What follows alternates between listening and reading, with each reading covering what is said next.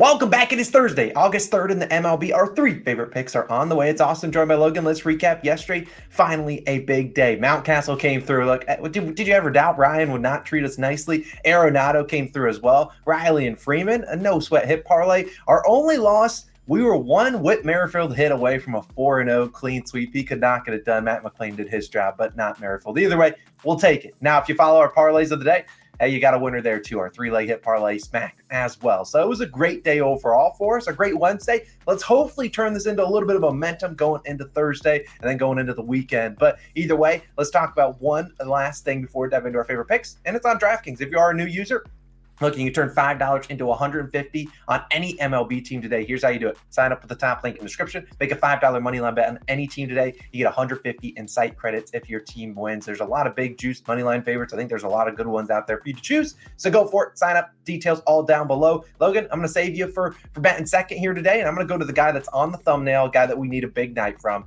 And it's going to be a guy you've probably heard of for our first base prop of the day and probably our only base prop because Logan's on a hit parlay. I'm going to Elly De La Cruz, taking us over 1.5 bases, currently minus 110 on DraftKings. I wish this was plus money, but minus 110, I'm fine laying it there. If it got up to minus 125, minus 130, probably be a little bit hesitant. I don't like taking base props that juiced unless you're maybe in Coors Field, which then you're probably looking at a 2.5 base prop. But let's talk about Elly De La Cruz because he got the day off yesterday, and I fully expect him back to the lineup. But if you are on FanDuel, I didn't see FanDuel having a line for this one, but I fully expect Elly to be back. But I would wait if you're betting on FanDuel, wait until he is officially confirmed in the lineup. But either way, I expect him to be back today. I don't see him getting 2 days off. Now, if for some reason he doesn't start on DraftKings, they will void this bet, which is fine with me. Now, let's talk about who Elly's going to see. It's going to be Jameson Taillon, projected to start for the Cubs. And he has a 5.46 ERA and a 1.37 whip. Taillon, a right-handed pitcher, has been actually worse at home in Wrigley, and he's allowing a 280 batting average, a .916 OPS versus left-handed batters. Now, Elly, if you do not know, he can bat both sides, righty and lefty. Obviously, he's going to go the opposite way that the pitcher's throwing. So, given that he's a righty, we're going to see Elly likely bat lefty today. And I honestly don't really want to tail Elly when he's batting righty because he just hasn't really looked to have the same power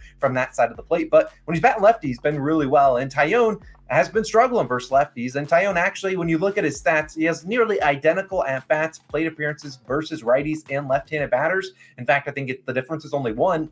However, the stats are much different. You look at how he does. He's allowed 25 of his 35 extra base hits have come to left-handed batters. So sometimes when you're taking a hit, a guy with 2+ bases, sometimes it's the one hit you need to be like a double, triple, or a home run. Elly's obviously capable of all three. And like yesterday, Arenado only had one hit, but it was a double. And we'll take that. Elly, we know, has elite speed. I mean, 100% percentile in sprint speed. If you haven't seen the clips, just go YouTube, Elly De La Cruz running, and you'll see plenty of things of him just absolutely running around the bases like crazy. All we need is 2 bases today. But like I said, Taillon also, when we look at the pitches, throws 52% fastball, 29% curveball to left-handed batters. So really not switching up the arsenal. And Elly, when I see him doing well, it's normally because of a hanging fastball or curveball, which he has a 244 batting average versus the four-seamer with a 41% hard hit percentage. And then he has a 241 batting average versus the curveball with an 81% hard hit percentage. So he's getting good contact on those 2 pitches.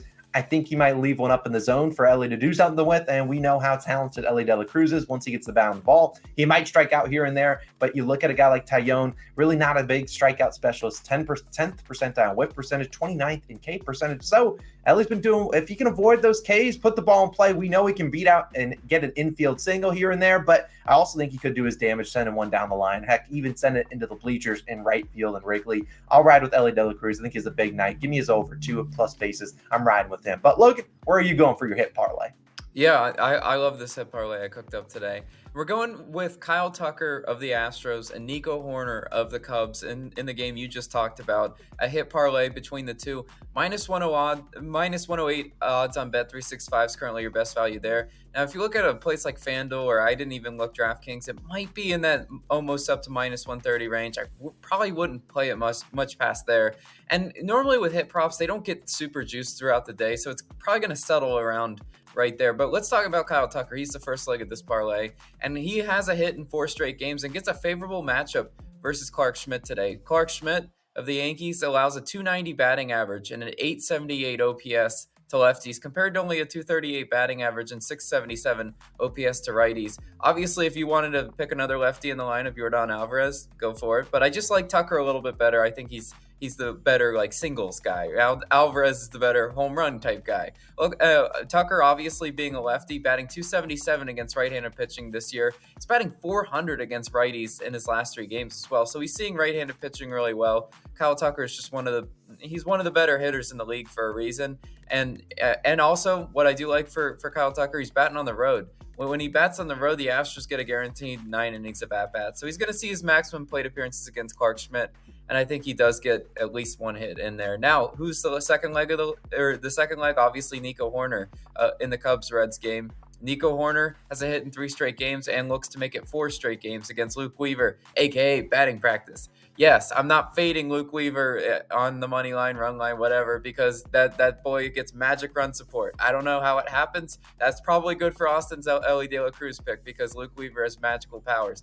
But Luke Weaver's not a good pitcher. We know Nico Hoerner is a really good hitter at Wrigley. Batting 299 at home this season. Weaver is also worse against righties, allowing a 326 opponent's batting average and a 986 OPS to righties this year. I mean, that's kind of unreal. That is batting practice. Weaver allows a 300 opponent's batting average on the road as well.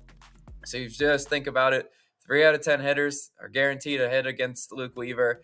I expect one of those hitters to be Nico Hoerner today. He's just a really good hitter, either against Weaver or the Reds bullpen. There should be plenty of opportunities for Nico Hoerner, a hitter of his caliber, to be able to get it done for us today. So I really do like the hit parlay.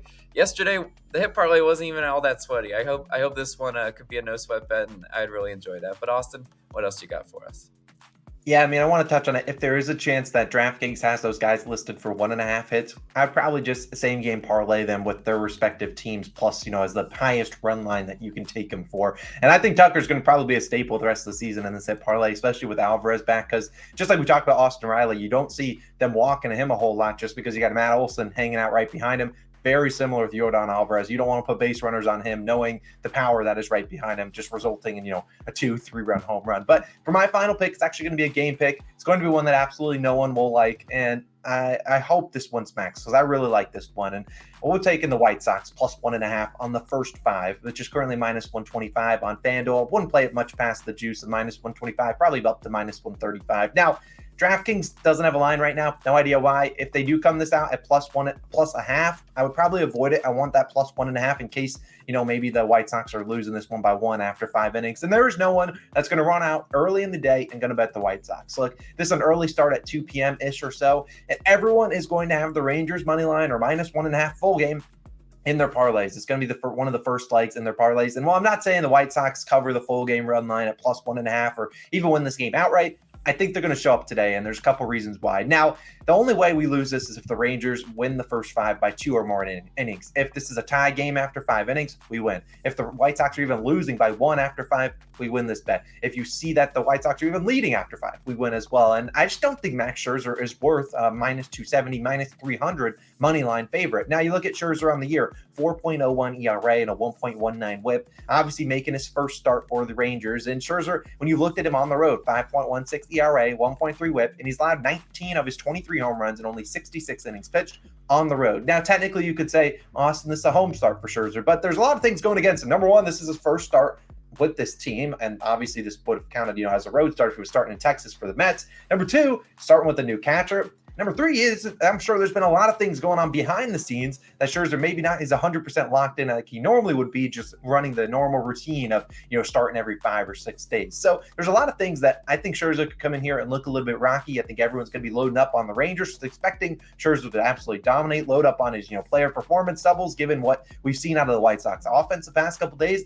I think they can put up some run support on him, and I think they can get it done. We know this White Sox offense has firepower to do it. They just haven't shown it. The last 3 games combining for just 1 run. Yesterday, we were able to score in the 8th inning, finally break that, not scoring inning streak, and I think maybe they'll continue that today. We know this team has power. They can get on base. I think the White Sox at least give us some run support today against Max Scherzer. And who's on the other side? Because, look, we can have Max Scherzer out there maybe giving up 2 runs, but We're getting a decent start out of their starting pitcher, and thank God it's not Dylan Cease, who got absolutely racked yesterday. It's Touki Toussaint, and normally people would want to back Cease. No one's going to want to back Toussaint. Let's talk about him. 3.50 ERA and a 1.25 WHIP. You look at his last 4 starts: 0, 5, 1, and 2 earned runs. This is not a guy that's going to go far into this game, but we need Touki to pitch at least decently. And you look at his percentiles. What I really like is he doesn't give up a lot of hard contact, which is, in my opinion, when you see the Rangers putting up, their big innings, it's when they get that hard contact. He's 60th percentile in hard hit percentage, 84th in expected slugging, and 91st in barrel percentage. You look at the Rangers, they haven't seen Touki a whole lot, but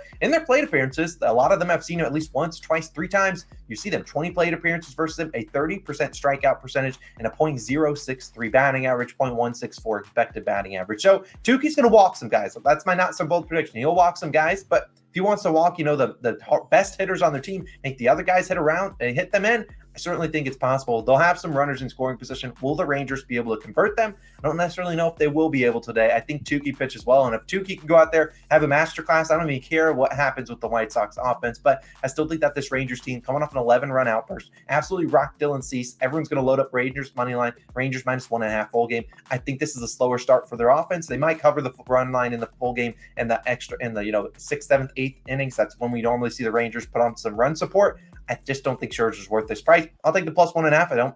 I think a lot of people will be on the Rangers today. I think the White Sox could play spoiler. Maybe their offense shows up after 3 straight games. It's obviously hard to sweep a team in the majors. So give me the White Sox. I'm only taking the first 5, +1.5. First 5, we'll take it. I got a good shot on that one. But Logan, how do you feel about that pick?